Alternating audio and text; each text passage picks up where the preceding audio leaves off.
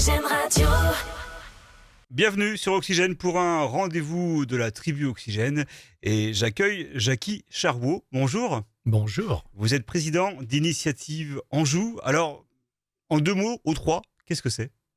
Initiative Anjou est une association qui existe depuis 1989 et qui a comme vocation de soutenir les entrepreneurs et donc de contribuer au développement économique de notre beau département. Alors, Initiative Anjou, c'est sur le département du Maine-et-Loire ? Alors, Initiative Anjou, cette association a une particularité, ce n'est pas forcément le cas sur toutes les associations en France du réseau Initiative France. Elle est départementale, donc elle couvre l'ensemble de notre département. De nombreuses missions, en tout cas plusieurs missions, quelles sont-elles ? Alors, je dirais qu'il y a une seule mission finalement, c'est de soutenir les entrepreneurs. Alors, parmi les entrepreneurs, il y a les créateurs d'entreprises, il y a les repreneurs d'entreprises, et il y a ceux qui ont créé ou repris il y a quelques semaines ou quelques mois, c'est plutôt quelques mois, qui ont un projet de développement et qui ont besoin d'être soutenus. Donc voilà, il y a 3 missions, j'allais dire, à l'intérieur de la mission principale. Ce soutien, il est avant tout financier ? Alors, ce soutien, il est pour une part financier, et en particulier, nous aidons les entrepreneurs à avoir des apports personnels qui sont à la hauteur de ce que leur demandent les banques, le contexte, etc. Donc, il y a une partie soutien financier sous forme de prêts à taux zéro et sans garantie. Et puis, il y a une partie de soutien d'accompagnement qu'on appelle le parrainage. Il y a des personnes qui sont en activité ou qui l'ont été dans un proche passé et qui vont parrainer, accompagner le chef d'entreprise bénévolement pendant environ 2 ans pour l'aider à réfléchir et à prendre ses décisions. Ouais, alors là, on parle de créateurs, de repreneurs, mais aussi de projets de développement. Et de développeurs, oui, pour moi, il y a 3 catégories. Ça, ouais. Donc, les créateurs, comme les repreneurs, comme les développeurs, vont pouvoir accéder aux prêts Initiative Anjou à taux zéro, sans garantie. Donc, on apporte un projet, par exemple, voilà, et vous allez le soutenir en fonction... Alors, par exemple, nous soutenons ce qu'on appelle dans notre jargon les TPE. C'est plutôt le commerce et l'artisanat, les comités de prêt et d'examen des dossiers qui attribuent, qui donnent leur accord pour le soutien. On va être sur le commerce et l'artisanat, quelques milliers d'euros, quelques dizaines de milliers d'euros. Donc, on est sur on va dire autour de, je crois, la moyenne est de 7 000 euros à peu près. D'accord. Le prêt à taux zéro. Quand nous sommes sur des entreprises, des PME industrielles, des petites PME malgré tout, là, c'est plusieurs dizaines de milliers d'euros. En général, c'est souvent un maximum pour nous de 40 000 euros, mais il y a des prêts complémentaires, notamment régionaux, pour la reprise, par exemple, dont nous sommes d'ailleurs, la région nous a confié la gestion de ce fonds. Eh bien là, on peut monter pour des reprises jusqu'à 90 100 000 euros. Qu'est-ce qui fait votre choix ? Il y a une étude au préalable, comment ça se passe ?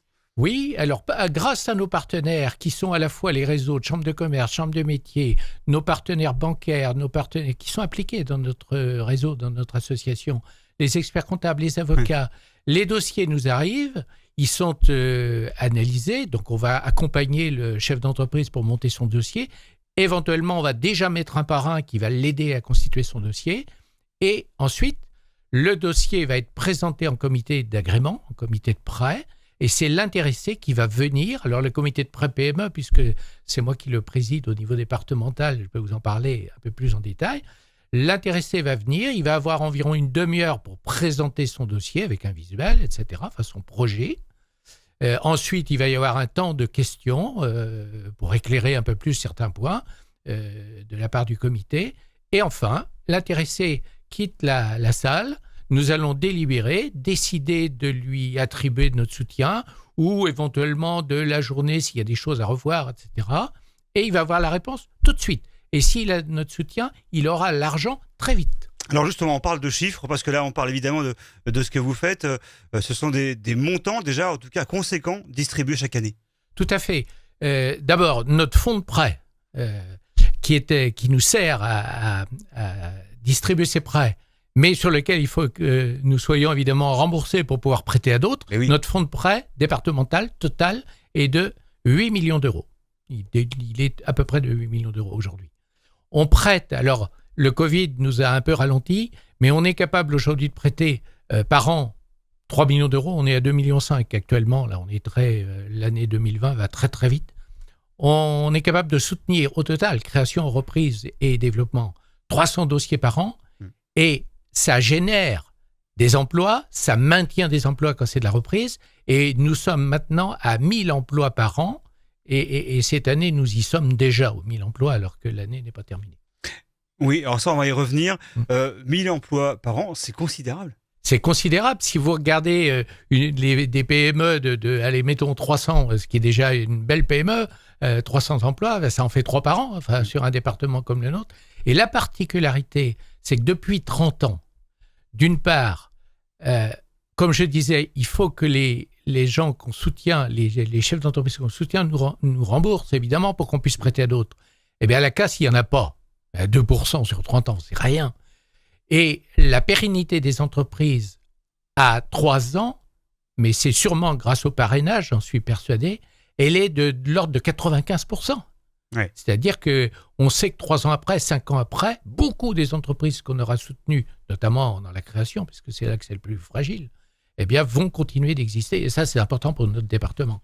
Et puis les reprises, moi je dis c'est vital pour le développement économique de notre département. Une entreprise qui n'est pas reprise, c'est du savoir-faire qui s'en va et qu'on ne retrouvera pas. Donc il faut qu'elle soit reprise. Ce qui fait l'atout et le charme d'Initiative Anjou, c'est le nombre de bénévoles. Conséquent, là aussi, 200 bénévoles. Oui, alors aujourd'hui, on a par exemple les dossiers de prêt, on a plus de 1000 dossiers en cours pour 5 millions d'euros. Donc il faut gérer tout ça. Nous n'avons que 4 salariés pour gérer tout ça. Nous avons évidemment des relais locaux dans les intercommunalités, les animateurs de développement économique qui sont nos relais, mais qui ne sont pas salariés d'Initiative Anjou. Et effectivement, nous sommes 200 bénévoles.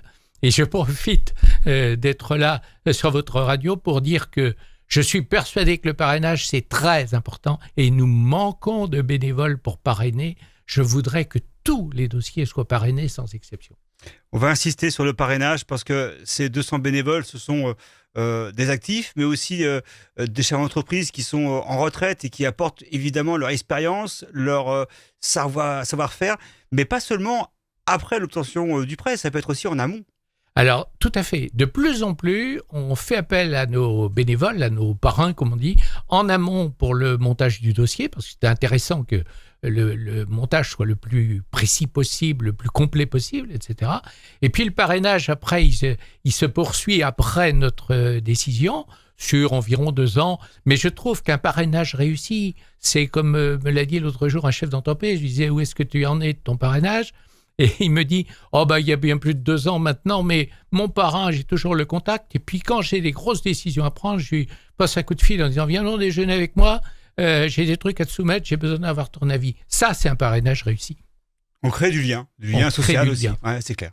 Et puis, depuis que l'association existe, nous avons aidé plus de 3000 entreprises. C'est un immense réseau et nous sommes en train de travailler pour que tous ces chefs d'entreprise qui font partie des différentes promotions, je vais l'appeler comme ça, parce qu'on voudrait créer une promotion annuelle, eh bien que ces gens-là se rencontrent parce qu'ils peuvent aussi faire du business ensemble, ils peuvent avoir un réseau dynamique et utile pour le développement économique de notre département. Alors ce réseau, comment on peut le contacter si on veut des infos, pourquoi pas pour demander un prêt d'honneur ou même pour l'intégrer en tant que bénévole? Alors, pour contacter le réseau, il y a déjà directement nos propres adresses, Initiative Anjou, mais nous avons nos relais locaux parce que dans chaque intercommunalité, il y a au moins une personne, un animateur de développement économique qui connaît parfaitement Initiative Anjou et qui est notre relais. Mais c'est aussi dans les mairies, alors on fait en sorte que les gens soient au courant, à la fois les salariés, mais aussi les élus. C'est aussi nos partenaires. Si vous avez une banque, vous êtes en contact avec une banque, votre banque, elle connaît l'existence d'Initiative Anjou, elle connaît les interlocuteurs, puisque les grandes banques sont partenaires. C'est votre expert comptable, c'est votre contact parce que vous avez eu besoin d'un avocat, mais c'est aussi les réseaux des chambres de commerce, les maisons de la création. En fait, tous les acteurs de la création et de la reprise, on est tous très maillés et on travaille beaucoup ensemble. Il y a aussi l'Agence régionale de développement économique qui est pour le Maine-et-Loire. Pour une bonne partie de l'équipe, c'est l'ancien comité d'expansion économique qui travaillaient, Initiative Anjou et le comité, ça faisait qu'un. Oui, donc on continue à travailler avec eux.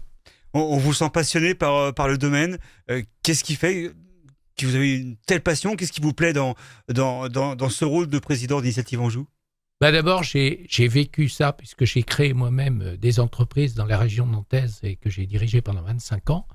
Et quand je suis revenu en Anjou pour diriger le SCO, on est venu me chercher en disant « ça serait bien que toi, tu t'impliques dans Initiative Anjou ». Et j'ai répondu « mais non, les chefs d'entreprise, ils vont dire « un directeur d'école, ça n'y connaît rien ». On m'a dit « non, parce que tu présentes toujours le SCO, non pas l'école le SCO, mais l'entreprise le SCO, et on te voit bien faire ça ». Et moi, le département me paraît exceptionnel. Notre département, il a quelques caractéristiques fortes.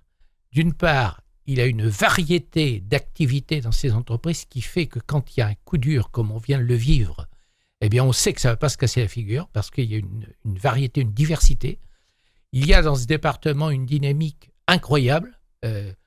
Tout à l'heure, et je crois que vous y faisiez allusion, en 2018, 2019, on a multiplié par 2 le nombre de dossiers accueillis et soutenus. Et en 2021, on est déjà au niveau de 2019, donc c'est incroyable. Et puis, il y a une solidarité. Le fonds de développement, le fonds d'aide au développement qu'on a créé, c'est 18 grosses PME du département qui ont donné à Initiative Anjou pour faire ça, pour aider les plus petits, 1 million d'euros. C'est impressionnant. Donc, ça me passionne parce qu'au moins, voilà un bénévolat dont on sait qu'il sert à quelque chose. Parce que l'emploi, le développement économique, c'est fondamental.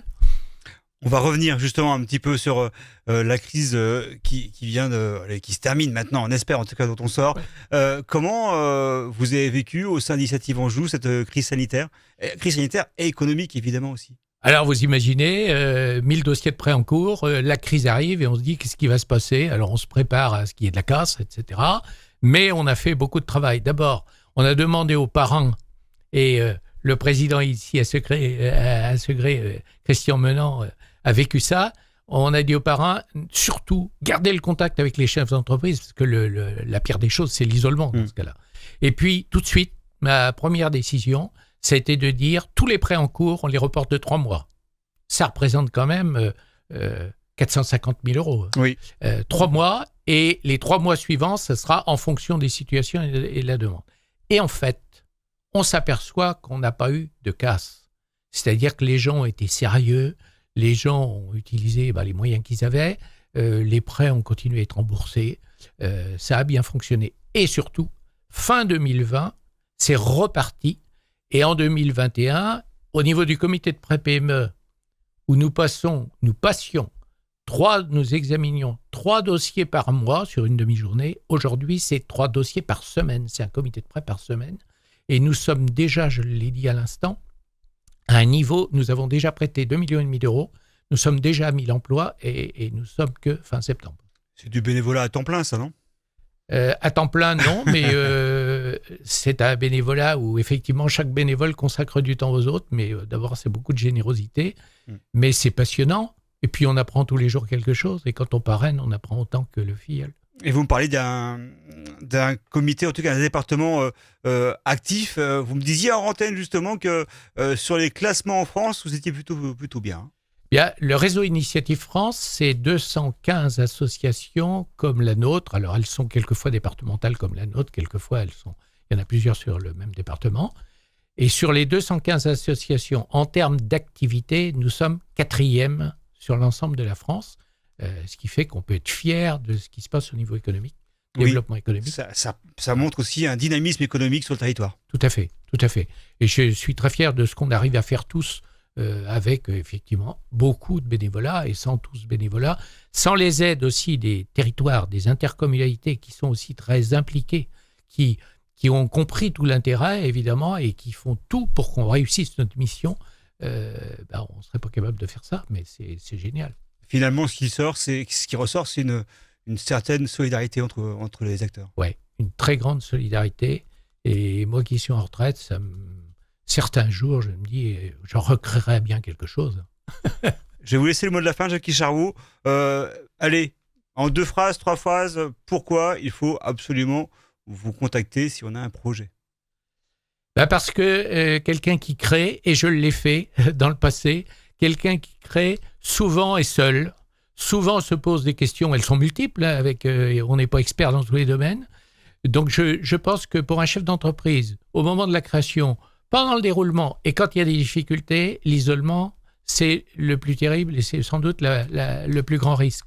Donc déjà, quelqu'un qui crée va être accompagné par nous, il ne va pas être seul, il va avoir des repères de gens qui ont de l'expérience et je pense que c'est absolument nécessaire. On ne peut pas être seul. Merci beaucoup, Jackie Charot, président d'Initiative Anjou, et on se retrouve évidemment prochainement sur Oxygène pour de nouveaux rendez-vous avec Initiative Anjou. Merci. Au revoir.